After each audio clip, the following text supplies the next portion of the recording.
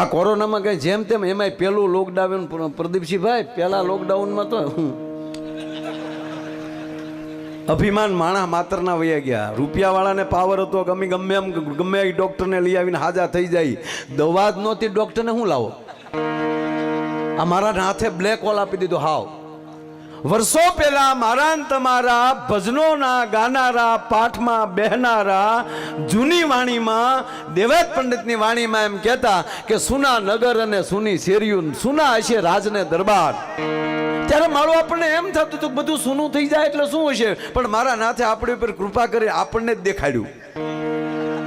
એ ભાઈ, ભારતની 135 કરોડની વસ્તી છતાં એક માણસના પેટનો બહાર જોવાનો મળે. હા, જેને સમજતા હતા માણા હતા એ કોઈ બહાર નહોતા. હા, જે ચંદ્ર ઉપર જવાની વાતો કરતા હતા એ શેરીમાં નહોતા નીકળી શકતા. અને ભલભલાને પાવર હતો કે અમે 5 ભાઈઓ છીએ અને અમે આમ કરી નાખીએ ને તેમ કરી નાખીએ. એ ભાઈઓના ખબર કાઢવા માટે હોસ્પિટલમાં ન જઈએ ક્યાં સાહેબ માણસ. અને આપણે પાવર કરીએ આપણે કોણ છીએ એમ? અરે છોડો, આ બધાય માલી આપણે પસાર થઈ ગયા છીએ આ 2 વર્ષમાં. પેલું લોકડાઉન તો હાવ હજળ હતું, હાવ હજળ. એ અમારા કલાકારોના નિહાકા લાગ્યા. અમે કલાકારો ફાકા મારતા હતા, પાવર કરતા હતા અમે કલાકારો કે મિત્રો અમે અમારો પરિવાર છોડીને તમારી વચ્ચે આવીએ છીએ. ભગવાન કે 2 વર્ષ મારા દીકરાઓ પરિવારમાં જ રહ્યો. હાલો તબલા બેન્જો બધું બેન મંજીરા તો હાવ ખીલીએ મૂકી દીધા હતા. મારે ધીરે ધીરે તમને ક્યાં લઈ જાવ જુઓ તમે. આજ નહીં, આ બધા આપણે બેઠા હતા, તમને બધાને ખબર તો છે ને આમાં ગયા હતા ઘરે ને ઘરે. પેલું લોકડાઉન તો હા આમ જ ત્યાં.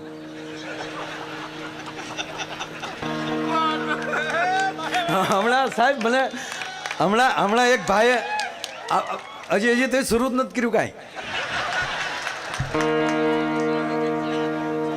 એક ભાઈ મને મળ્યા, મેં કીધું કેમ રહ્યું આ લોકડાઉનમાં? મને કે માયાભાઈ ખરેખર બહુ મજા આવી. લગ્ન થી 25 વર્ષ થઈ ગયેલા એ ભાઈ વાત કરે છો. ખરેખર માયાભાઈ બહુ મજા આવી. અને સાવ સાચું કહું, બોલો ને. મને કે એટલો બધો બીજી રહેતો હતો. મને 25 વર્ષે લોકડાઉનમાં ખબર પડી તમારા ભાભીને નાક પાસે નાનો એવો કાળો તલ છે.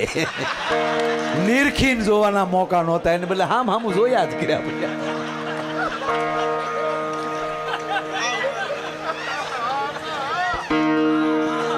મેં કીધું બીજું તમને શું આમ શીખવા શું મળ્યું? શીખવા શું મળ્યું તમને? મને કે માયાભાઈ ઘણું શીખવા મળ્યું. લોકડાઉનમાં આપણને ઘણું શીખવા મળ્યું. શું મળ્યું? મને કે મને પહેલી વાર ખબર પડી પોતું મારતા મારતા પાછું ઓલાય ઝાડુ કાઢતા કાઢતા આગળ હલાય. અમુક એવા પોઠિયા તૈયાર થઈ ગયા ભાઈ. પછી ધીરે ધીરે થોડો ખુલ્લા બહાર નીકળવાનું કહ્યું કે તમારે જરૂરિયાત ચીજ વસ્તુ માટે જવું હોય તો છૂટી થઈ, દૂધ લેવા અથવા તો બકાલું લેવા. પછી તો હોન્ડા લઈને નીકળી જાય. પોલીસ ઉભા રાખે, એ કઈ બાજુ? બકાલ લેવા ગયો હતો. ધડદીને ભીંડો દેખાડે, બકાલ લેવા ગયો હતો, નીકળ. પછી એક દિવસ પોલીસનો મગજ ગયો, એ કે ભીંડો બદલાવ્યા તવાઈ ગયો તારો બાપ. અમુક એનો ભીંડો આયરે રાખતા હતા. બોલો. પણ મને કહેવા ગયો સાહેબ, મારે વાત એ કરવી, આ દેશ જે આ ભારત ભૂમિ છે ને, આ રાષ્ટ્ર છે ને, એ સંતોનો શક્તિનો ઉપાસકનો દેશ છે. તમે શિવને કઈ જ્ઞાતિના કહી શકો? તમે રામને કઈ જ્ઞાતિના કહી શકો? જે ઘરે જન્માયું મહાન વાત છે. પણ મને કહેવાય ગયો કે જો જ્ઞાતિ ઉપર હાલતા હોય તો આ ધરતીના સંત રાતે નીંદર નો આવે, ખવારમાં એટલા સંતો આવશે અને મારે આને જમાડવા ક્યાંથી? આનું એટલું બધું બાજરો દળશે કોણ? આ ઓચિતા એટલા બધા સંતો આવી જાય અને કહેવા ગયો સાહેબ આખી રાત ઘંટી હાલે, આખી રાત ઘંટી હાલે ને સવારે જોવે તો લોટના ઢેગલ્યા હોય.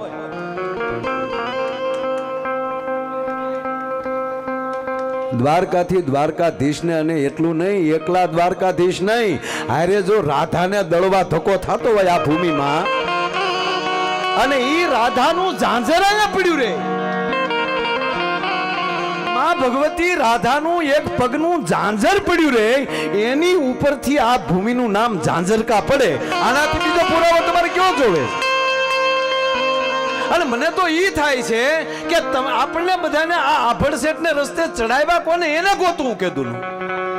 બિલકુલ તમને સારું લગાડવા નથી કે તો ઇતિહાસને સાથે લઈને ચાલવા માંગુ છું. તમે કોને તમારથી કોણ અભડાતું હતું? આ રૂપકમાં ચોટાડ્યા કોણે? કા આઝાદી આવી ત્યારે જે તે પક્ષને તમારી સાથે એને રાખવા થા, એને કઈક ઉંબાડિયા કર્યા છે? મુગલોએ તો કર્યું જ છે.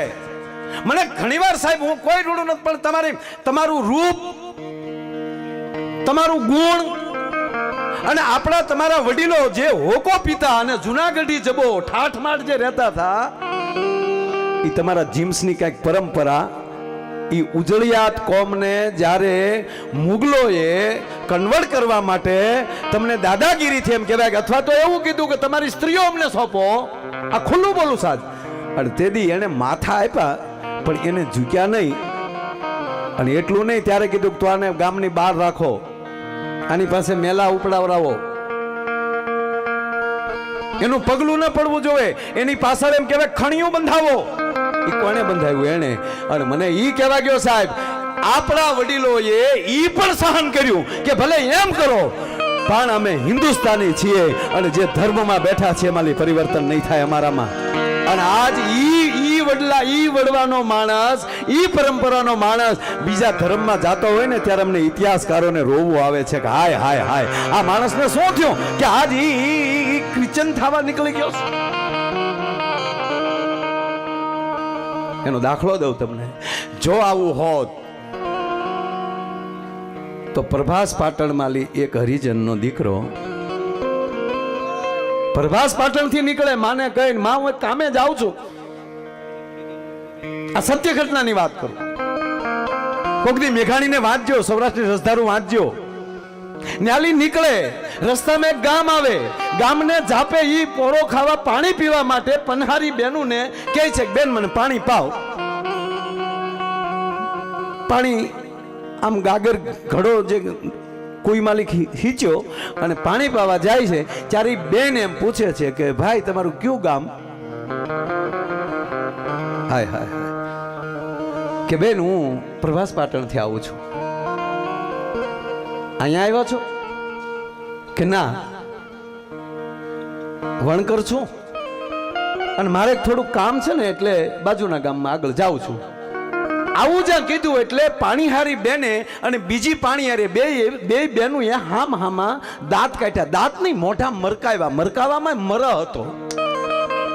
જ્યાં મરહનું હાસ્ય જોયું એટલે ઓલી બેન અટકી ગઈ.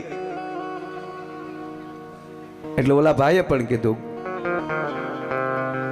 કે બેન મારે પાણી નથી પીવું. કે કેમ ભાઈ, તમને કઈ ખોટું લાગ્યું? તાક ના, તમે દાંત શાના કાઢ્યા એ મને કહો, તમારા હાસ્યમાં કઈક મર્મ છે. થાકે ના એવું નથી. ના ના ના ના, થાક તો સાંભળીજો ભાઈ, બીજું કાંઈ નહીં, પણ તમે એમ કીધું કે હું અહીંયા નથી આવ્યો ને મારે બાજુના ગામમાં જવું છે. અમારે એમ કે તમે રૂપાળી બાના મામેરિયા હશો. સાહેબ તમે ઇતિહાસ તો ખોલો કોક દી. અમારે એમ કે તમે રૂપાળી બાના મામેરિયા હશો. અને ત્યારે એને કીધું કે બેનબા માફ કરજો, હજી મને ચોખવટ નથી થઈ, મને સેજ ખુલાસો કરો. ભાઈ તમે જ્યાંથી આવો છો પ્રભાસ પાટણથી, ત્યાંના રાજાના દીકરી અમારા રાજાના દીકરા વેરે છે. આજે અમારા એક રાજાના કુંવરના લગ્ન છે એટલે બેન મોટા છે એટલે ન્યાલી કોઈ મામેરું લઈને નથી આવ્યું ને, એટલે અમને એમ થયું કે તમે મામેરિયાથી આવ્યા હશો. રૂપાળીબા, રૂપાળીબા તમારા પાટણના છે. એવું છે બેન? કોઈ નથી આવ્યું? કે ના કોઈ નથી આવ્યું. બા ઘડીક ગઢને કાંગરે ચડે છે, ઘડીક દોઢી આવીને આમ લાંબા નેચા માંડે છે, પણ હજી કોઈ આવ્યું નથી. તક બાપા મને છે કયો ને રાજગઢ ક્યાં આવ્યો છે? જો તેથી અફડાતા હોત તો પાણીયારીઓ એમ કહેત કે તમે વણકર છો, તમારે રાજગઢમાં ન જઈ શકે, કહેત ને. ના, જો સીધું છે આગળ જાવ ને એટલે રાજગઢ તમને હામો દેખાય. અને રાજગઢમાં એમ કહેવાય ગયો સાહેબ છડાપ છડાપ છડાપ ડગલા માંડી અને રાજ કચેરીમાં આવીને કીધું એક નામદારને મારા પ્રણામ. ક્યાંથી આવો છો ભા? પાટણથી આવું છું. ઓ પાટણથી આવો છો? ઓલો માણસ એટલામાં પી ગયો તો રૂપાળીબાના મામેરિયા લાગો કોઈ આવ્યું નથી એટલામાં જણાઈ ગયું બધું. આ કોઠા હોજ મને મારા મહારાજાએ મોકલ્યા છે. રૂપાળીબાનો મામેરિયો થઈને મોકલ્યો છે મને. ઓ તમે મામેરિયાથી ને આવો છો?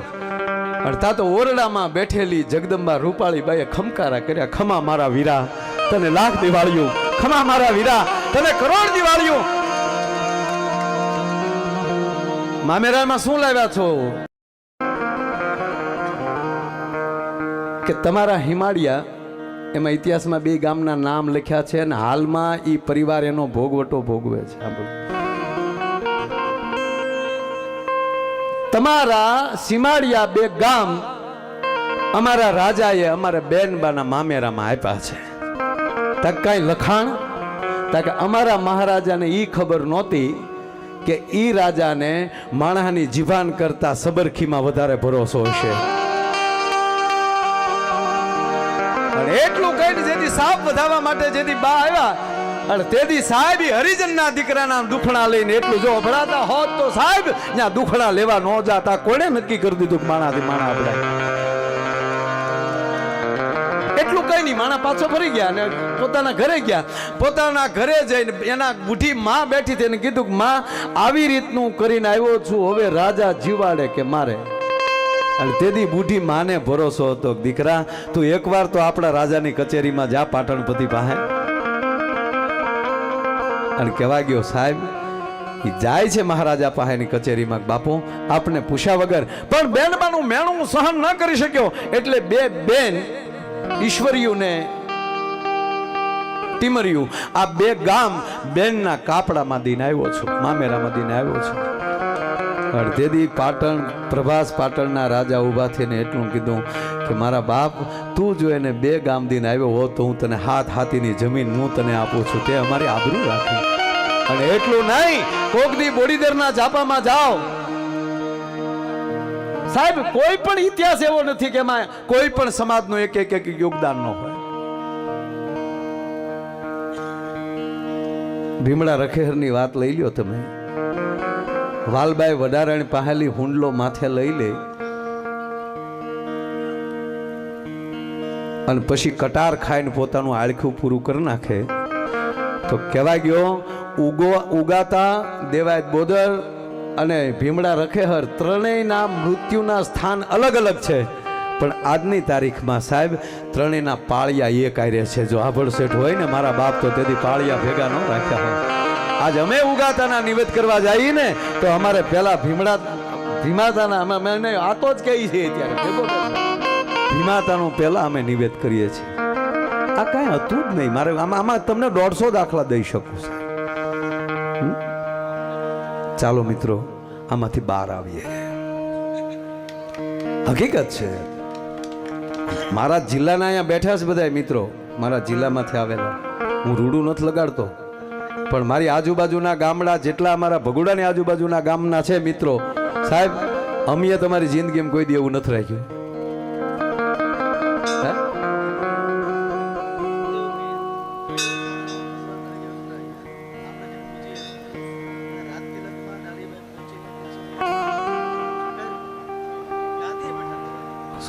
ખૂબ ઇતિહાસ.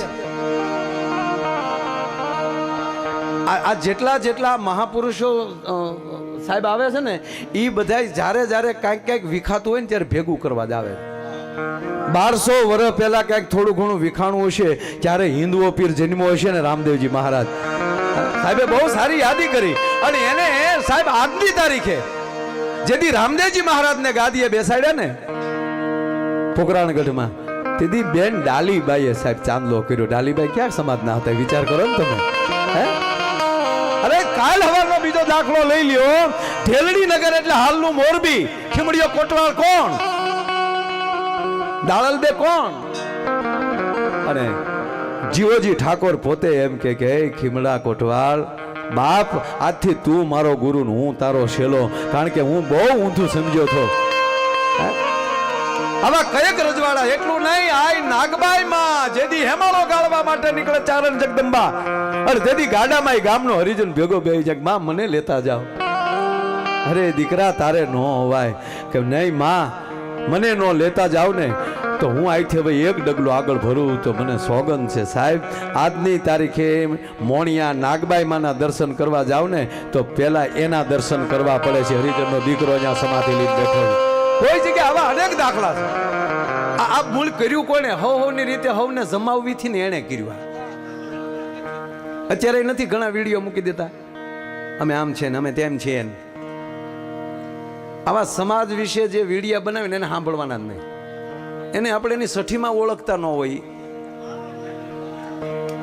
આ હકીકત કહું તમને અરે હું એમ કહું આંબેડકર સાહેબ ને 140 જ્ઞાતિ પૂંછતી હતી 140 જ્ઞાતિ બક્ષીપંથમાં આવે પણ આપણે અવડું મોટું કરી નાખ્યું ને પછી આપણે એકના જ રહ્યા બાકી મૂકી દીધા શું કામ આપણે ધરાર ઓલું કર્યું ખોટું એને કલ્યાણ તો આ બક્ષીપંથમાં જેટલી જ્ઞાતિ છે એ બધાયના છે ને એની કરતા એ ન કહીએ કે આખા ભારતના છે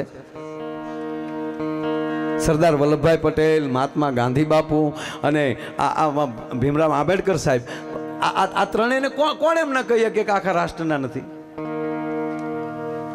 એણે એવું સરસ લખ્યું કે હું સ્ટ્રીટ લાઇટ હેઠે ભણતો હતો મને સ્કૂલમાં ભણવા જવા નહોતું મળતું એ શું કામ લખ્યું ખબર વિરોધ કરવા નહોતું લખ્યું એણે એ કીધું કે હું આવી રીતે ભણ્યો તોય તે લંડન ભણી આવ્યો અને અત્યારે તમારી પાસે બધી સુવિધા છે ને તમે કેમ હજી ફીફા ખાંડો છો આ હાટું એને લખવું પડ્યું છે બાકી તો અમને ક્યાં નિહાળમાં જવા માંડી નિહાળું જ નહોતી ક્યાં તમારે ભણવા જવું કયો મને હું હરામ બરોબર અમે હું 4 સોપડી ભણ્યો ત્યાં સુધી નિહાળમાં જગ્યા નહોતી લ્યો નિહાળું જ નહોતી યાર ઘરે લાઇટું જ નહોતી મારે 84માં લાઇટ આવી મારી ઘરે